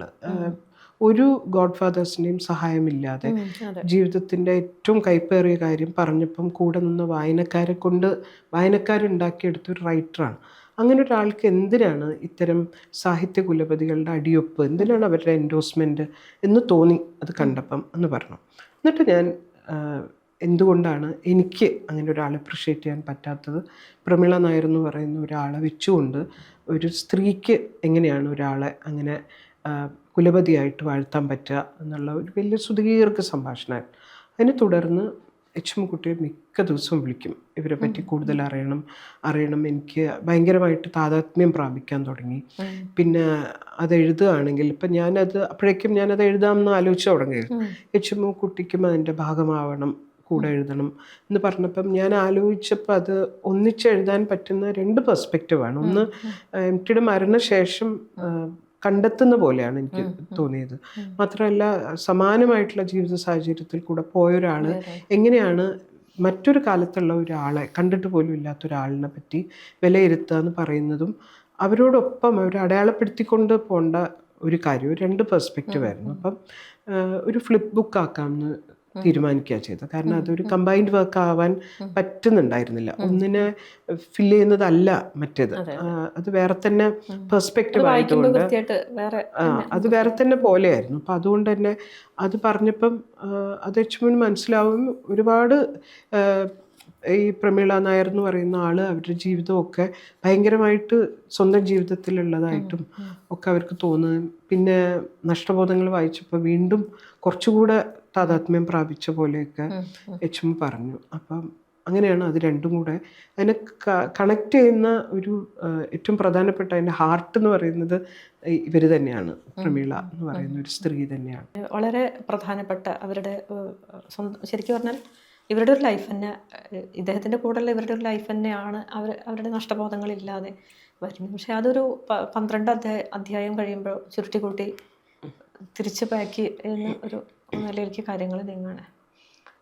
എങ്ങനെ ആണ് ആ കാര്യങ്ങളൊക്കെ എങ്ങനെയാണ് ദീദി ശരിക്കും അറിയാണോ, അവർ നേരിട്ട് പറയുകയാണോ, എങ്ങനെയൊക്കെയാണ് ആ ഒരു കാലത്തുള്ള ഓർമ്മകൾ? ആ പുസ്തകം വീട്ടിൽ കണ്ടത് എനിക്കൊരു ഓർമ്മയുണ്ട്. അത് പക്ഷെ ഒരു പുസ്തകമായിട്ട് നമുക്കൊന്നും കയ്യിൽ വായിക്കാനൊന്നും കിട്ടിയിട്ടേ ഇല്ല. പിന്നെ അതിൽ കൂടുതൽ കാര്യങ്ങൾ അമ്മേൻ്റെ അടുത്ത് ഷെയർ ചെയ്യുന്നത് അറിയാം. അമ്മേൻ്റെ ചേച്ചിയാണ് അതിലും കൂടുതൽ ബന്ധം, കാരണം അവർ കൊളീഗ്സ് കൂടെയായിരുന്നു. പിന്നെ ഒരു കോമൺ ഫ്രണ്ട് എന്നുള്ള നിലയ്ക്ക് എപ്പോഴും നമ്മളെ വീട്ടിൽ വരുന്ന ആൾ എന്നുള്ള നിലയ്ക്കാണ് അമ്മയായിട്ടുള്ള ബന്ധവും. പിന്നെ ഇവർ നേരത്തെ ഫോർമലി ഇവർ നെയ്ബേഴ്സ് ആയിരുന്നു. എന്ന് വെച്ചാൽ അമ്മച്ചൻ്റെ കാലത്ത് അമ്മച്ചൻ താമസിച്ചത് ഇവർ വീട്ടിനടുത്തായിരുന്നു. അപ്പം മുതലുള്ള ബന്ധവും അങ്ങനെയൊക്കെ പല നിലയ്ക്കും പല കാര്യങ്ങളും പറഞ്ഞിട്ട് അറിയാം. അതുകൊണ്ട് എനിക്ക് ഇവരുടെ ആത്മകഥാംശമുള്ള ഒരു നോവല് വായിക്കേണ്ടി വന്നിട്ടില്ല അന്ന്. അത് ഞാൻ പറഞ്ഞ പോലെ പ്രായമായിട്ട് നമ്മൾ റീവിസിറ്റ് ചെയ്യുകയാണ് എല്ലാം. ഈ ഒരു റിട്രോസ്പെക്റ്റീവിൽ നമ്മൾ കാണുമ്പോഴാണ് അതും അവർ വീട്ടിൽ നിന്ന് പറഞ്ഞതും ഒക്കെ ചേർത്ത് വായിക്കുമ്പം നമുക്ക് കംപ്ലീറ്റ് ആയിട്ടുള്ള ഒരു സ്ത്രീയുടെ പിക്ചർ നമുക്ക് കിട്ടുന്നത്. ഈ 12 അധ്യായം കഴിഞ്ഞാൽ ഇത് വായിച്ചാൽ, നോവൽ വായിച്ചാൽ നമുക്ക് മനസ്സിലാവും പിന്നെ അങ്ങോട്ട് മെസ്റ്റപ്പാണ്. അതായത് പിന്നെ അങ്ങോട്ട് എത്ര ലക്കം അവർക്ക് തിരിച്ചു കിട്ടിയെന്ന് നമുക്ക് അറിഞ്ഞുകൂടാ, അത് ചോദിക്കാൻ വയ്യപ്പം. കാരണം പിന്നെ അതിൻ്റെ സ്ട്രക്ചർ ഭയങ്കര മെസ്റ്റപ്പാണ്. എന്തൊക്കെയോ ചാപ്റ്റേഴ്സാണ് പിന്നെ 12 വരെയും ഭയങ്കര കൃത്യമായിട്ട് ഫോക്കസ്ഡ് ആയിട്ട് എന്തൊക്കെ നഷ്ടബോധങ്ങൾ, അതിനൊരു ക്രോണോളജി ഉണ്ടായിരുന്നു. പിന്നെ മുതൽ അങ്ങോട്ട് ശരിക്കുള്ള റിയൽ മെസ് നമുക്ക് കാണാം. അത് സംഭവിക്കുന്നതോടുകൂടി നമുക്ക് അത് നോവലിൻ്റെ സ്ട്രക്ചർ എടുത്താൽ തന്നെ നമുക്ക് മനസ്സിലാവും. പിന്നെ അങ്ങോട്ട് ആകെ ഡിസ്റ്റർബ്ഡ് ആണ് പിന്നെയുള്ള ചാപ്റ്റേഴ്സൊക്കെ. പക്ഷെ അതിൽ വളരെ ആഴമേറിയ കുറേ കാര്യങ്ങൾ പുറത്തു വരുന്നുണ്ട്. എന്താണ് ഈ അച്ഛൻ്റെ വിവാഹത്തിനെ പറ്റി അറിയുമ്പോൾ മകൾക്കുണ്ടായത്, അവർക്ക് തന്നെ എന്താണ് ഉണ്ടായത്, ഭർത്താവുണ്ട് എന്നവർ വിചാരിക്കുമ്പോൾ തന്നെ ഉണ്ടാവുന്ന വൈധവ്യം, പിന്നെ സൈക്യാട്രിസ്റ്റിൻ്റെ അടുത്ത് അവർ പോയിട്ട് അവർ ഓപ്പണപ്പ് ചെയ്യുന്നതിനെ പറ്റി നമ്മളിപ്പോൾ പറയുകയാണെങ്കിലും അങ്ങനെ എഴുതുന്ന ആൾക്കാർ, മാധവിക്കുട്ടിയോ സിൽവിയ പ്ലാത്തോ ഒക്കെ ഈ കൺഫെഷണൽ നേച്ചറുള്ള റൈറ്റിംഗ് ഉണ്ടല്ലോ, അതാണ് ആ സാധനം കണ്ടപ്പോൾ എനിക്ക് തോന്നിയത്. അവർക്ക് കൃത്യമായിട്ടുള്ള ഒരു എൻവയൺമെൻറ്റ് ഉണ്ടായിരുന്നുവെങ്കിൽ നമ്മൾ കാണുമായിരുന്നത് വളരെ ഗംഭീരമായിട്ടുള്ള ഒരു ഈ കൺഫെഷണൽ റൈറ്റിംഗ് എന്ന് പറയുന്ന ഒരു വലിയ ശാഖയ്ക്ക് എല്ലാ നിലയ്ക്കും മുതൽക്കൂട്ടാകുമായിരുന്ന ഒരു എന്താ പറയുക ഒരു പുസ്തകം. ഇനിയും ഒരുപാട് പുസ്തകങ്ങളൊക്കെ സാധ്യമായിരുന്നു. പക്ഷെ ഒരു ജീവിതത്തിൽ ഇതിൻ്റെ അപ്പുറത്തൊന്നും ഒരു സ്ത്രീക്ക് സ്ട്രെയിൻ അനുഭവിക്കാൻ പറ്റില്ല. പിന്നെ അവരെഴുതിയിട്ടുണ്ടോ, എഴുതിയിരുന്നോ, അത് പബ്ലിഷ് ചെയ്യാൻ പറ്റാതിരുന്നതാണോ എന്ന് നമുക്കറിയേയില്ല. കാരണം എൻ്റെ അറിവിൽ ഒരു ഇംഗ്ലീഷ് പോയംസിൻ്റെ ഒരു കളക്ഷൻ കൂടി ഉണ്ട്. അത് അന്ന് യൂണിവേഴ്സിറ്റിയിൽ ടെക്സ്റ്റാക്കാൻ വേണ്ടി ട്രൈ ചെയ്ത ഒരു സാധനമുണ്ട്. ഞാനത് ഇപ്പം അന്വേഷിച്ചുകൊണ്ടിരിക്കുകയാണ്. അതിനെപ്പറ്റി കൃത്യധാരണ ഇല്ലാത്തതുകൊണ്ടാണ് ഞാനതിൽ മെൻഷൻ ചെയ്യാതിരുന്നത്. നൊസ്റ്റാൾജിയ എന്നൊക്കെ പറഞ്ഞ ഒരു പോയിംസിൻ്റെ ഒരു പോയിട്രി കളക്ഷൻ ഉണ്ടായിരുന്നു. അത് കിട്ടുകയാണെങ്കിൽ പിന്നെ ഇപ്പോൾ കുറേ ആൾക്കാർ ഇതിൻ്റെ റീപബ്ലിക്കേഷനെ പറ്റി ചോദിക്കുന്നുണ്ട്. അതിൽ കൃത്യമായിട്ട് മകൾ സിത്താരയ്ക്കാണ് മുഴുവൻ റൈറ്റ്സും എഴുതി കൊടുത്തിട്ടുള്ളത്. അപ്പോൾ അങ്ങനെ ഉണ്ടെങ്കിൽ അത് സിത്താരയുടെ സമ്മതത്തോടു കൂടി അല്ലാതെ ഇതൊന്നും റീപബ്ലിഷ് ചെയ്യാൻ പറ്റും എന്ന് എനിക്ക് തോന്നുന്നില്ല. അങ്ങനെയാണ്. അവർ ശരിക്കും ഇപ്പോൾ MTയുടെയും അതുപോലെ ബഷീറിൻ്റെ ഒക്കെ കൃതികൾ ട്രാൻസ്ലേറ്റ് ചെയ്തിരുന്നു, ഇംഗ്ലീഷിലേക്ക് തർജ്ജമ ചെയ്തിരുന്നു എന്ന് പറയും. അപ്പോൾ അത്തരം സാധനങ്ങളൊക്കെ ഇപ്പോഴും ലഭ്യമാണോ? എന്താ അവസ്ഥ? ട്രാൻസ്ലേഷൻസ് പലതും ലേറ്റർ ഓൺ അവരെ ഇങ്ങനെ ഇല്ലാതാക്കുന്നതിൻ്റെ ഭാഗമായിട്ട് ഇത് പോരാ എന്ന് പറഞ്ഞിട്ട് പുതിയ ട്രാൻസ്ലേറ്റേഴ്സിൻ്റെ പുസ്തകങ്ങൾ ഇറങ്ങിയതായിട്ട് എനിക്കറിയാം. പക്ഷെ അല്ലെങ്കിൽ അവൈലബിൾ ആയിരിക്കും തന്നെയാണ്. മഞ്ഞ എന്തായാലും അവൈലബിൾ ആണെന്നാണ് എൻ്റെ ഞാൻ വിചാരിക്കുന്നത്. ട്രാൻസ്ലേഷൻസ് ഞാൻ കണ്ടിട്ടില്ല. ഈ അടുത്ത് എനിക്ക് തോന്നുന്നു പുതിയ മാതൃഭൂമി ആഴ്ചപ്പതിപ്പിലോ മറ്റോ പ്രിയയുടെ ഒരു ഷോർട്ട് സ്റ്റോറിയിൽ അതിനെപ്പറ്റി പ്രമിള നായർ എന്നുള്ള ട്രാൻസ്ലേറ്ററിനെ പറ്റി ഒരു പരാമർശമുണ്ട്. അങ്ങനെയെങ്കിലും ചരിത്രത്തിൽ പ്രമിള നായർ ഇനിയെങ്കിലും അടയാളപ്പെടുത്തപ്പെടും, അങ്ങനെ പെട്ടാൽ പുസ്തകത്തിൻ്റെ ദൗത്യം അവിടെ അവസാനിക്കും എന്നാണ് ഞാൻ വിചാരിക്കുന്നത്. പ്രമിള നായർ ചർച്ച ചെയ്യപ്പെടുകയും അങ്ങനെ ഒഴിവാക്കപ്പെടുന്ന സ്ത്രീകൾ എന്ന് പറഞ്ഞാൽ അത് നേരത്തെ പറഞ്ഞ പോലെ തന്നെ അതൊരു വ്യക്തിയെ അല്ല, അതൊരു പ്രവണതയാണ്, ഒരു ഐഡിയോളജിയാണ്. ആ ഐഡിയോളജിക്ക് മുന്നിൽ അടിയറവ് പറയേണ്ട ആവശ്യം സ്ത്രീകൾക്കെങ്കിലും ചുരുങ്ങിയ പക്ഷം ഇല്ല എന്ന് ഞാൻ വിചാരിക്കുന്നു. നെരൂദയുടെ പേരിൽ ഒരു എയർപോർട്ട് ഉണ്ടാവാൻ പാടില്ല എന്ന് അവിടുത്തെ സ്ത്രീകൾ തീരുമാനിച്ചതും മുറവിളി കൂട്ടിയതും ഒക്കെ അവരുടെ ആരെങ്കിലും സ്വന്തപ്പെട്ട ആരെയോ പറ്റി എന്തോ പറഞ്ഞതുകൊണ്ടല്ല. അവരുടെ നെരൂദയുടെ ഡൊമസ്റ്റിക് ഹെൽപ്പ് ശ്രീലങ്കക്കാരിയായിട്ടുള്ള ഒരു സ്ത്രീയെ റേപ്പ് ചെയ്തിട്ടുള്ള ആൾ എത്ര വലിയ വിശ്വസാഹിത്യം എഴുതിയാലും ഞങ്ങൾ സ്ത്രീകൾ ഇവിടെ ഉണ്ടായിരിക്കുമ്പം എയർപോർട്ടിൻ്റെ പേര് അദ്ദേഹത്തിൻ്റെ പേരാവരുത് എന്ന് തീരുമാനിക്കാൻ അവിടുത്തെ സ്ത്രീ സംഘടനകൾക്ക് പറ്റിയെങ്കിൽ ഇനിയുള്ള ഇവിടെ സ്ത്രീ എന്ന നിലയ്ക്ക് സ്വത്വബോധമുള്ള സ്ത്രീകൾക്ക് തിരിച്ചറിയേണ്ടതുണ്ട്.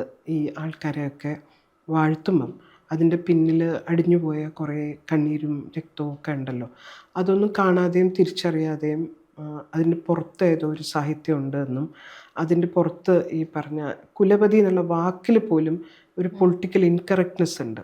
ആ വാക്കിൽ പോലും അത് ഉപയോഗിക്കുമ്പോൾ അത് ചോദ്യം ചെയ്യപ്പെടാത്ത പാടില്ലാത്ത ഒരു ഫ്യൂഡൽ ഓർമ്മപ്പെടുത്തലും കൂടെയാണ്.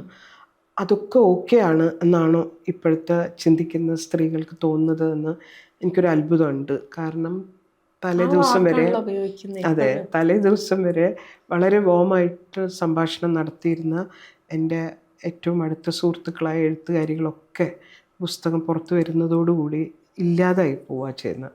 അവരെ ഞാൻ കാണുന്നില്ല, കേൾക്കുന്നില്ല. ഇനിയിപ്പോൾ അവർ പറഞ്ഞാലും എഴുതിയില്ലെങ്കിലും ഒക്കെ എന്നെ സംബന്ധിച്ച് അത് പ്രസക്തമേ അല്ല. പ്രസക്തമായിട്ടുള്ള കാര്യം പ്രമീള നായർ എന്ന് പറയുന്ന സ്ത്രീയെ ഈ ജന്മത്തിൽ എനിക്ക് അടയാളപ്പെടുത്താൻ കഴിയണമായിരുന്നു. അത് സാധിക്കുന്നതോടുകൂടി അത് ആര് വാഴ്ത്തിയില്ലെങ്കിലും അത് പ്രധാനമല്ല. പക്ഷേ ഇതുണ്ടല്ലോ, ഈ ഇൻ്റർവ്യൂ, ഇതെനിക്ക് വളരെ പ്രധാനമാണ്. കാരണം താരയ്ക്ക് തോന്നുക ഇത് ചർച്ച ചെയ്യപ്പെടേണ്ടതുണ്ട് എന്ന് തോന്നുക.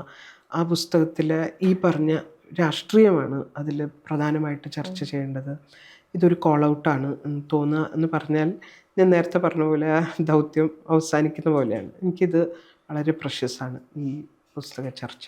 തീർച്ചയായിട്ടും ഞാൻ കാണുന്നത് ഇത് ഇപ്പോൾ ഒരു പക്ഷേ നമ്മളുടെ ഈ തലമുറയിലുള്ള കുട്ടികളല്ല, കുറച്ചുകൂടി ഇപ്പോൾ നേരത്തെ പറഞ്ഞ പോലെ ആ കുട്ടികളുടെയൊക്കെ തലമുറയിലേക്ക് ഇത് എത്തുമ്പോൾ തീർച്ചയായിട്ടും ഈ കുലപതി, നമ്മൾ കൊട്ടേഷൻ ഇൻവെർട്ടഡ് കോമയിൽ പറയേണ്ടതാണ് കുലപതി. ഈ കുലപതിയെ നമ്മൾ ഒരു തിരിച്ചറിവിലേക്ക് എത്തുമെന്നുള്ളൊരു പ്രതീക്ഷ എനിക്കുണ്ട്. തീർച്ചയായിട്ടും ഈ രീതിയിലുള്ള ഒരു വലിയ പോരാട്ടത്തിൻ്റെ ഫലമാണ് ഈ പുസ്തകം. ഇത് ഇനി മുന്നോട്ട് പോകട്ടെ, നല്ല രീതിയിൽ ചർച്ച ചെയ്യപ്പെടട്ടെ. അല്ലെങ്കിൽ കുലപതിമാരെ തിരിച്ചറിയാനുള്ള ഒരു രാഷ്ട്രീയത്തിലേക്ക് നമ്മുടെ സംസ്കാരം അല്ലെങ്കിൽ നമ്മുടെ സാഹിത്യം മാറട്ടെ. ആ പോരാട്ടത്തിന് എല്ലാവിധ വിജയവും ആശംസിക്കുന്നു. വളരെ സന്തോഷം. Thank you.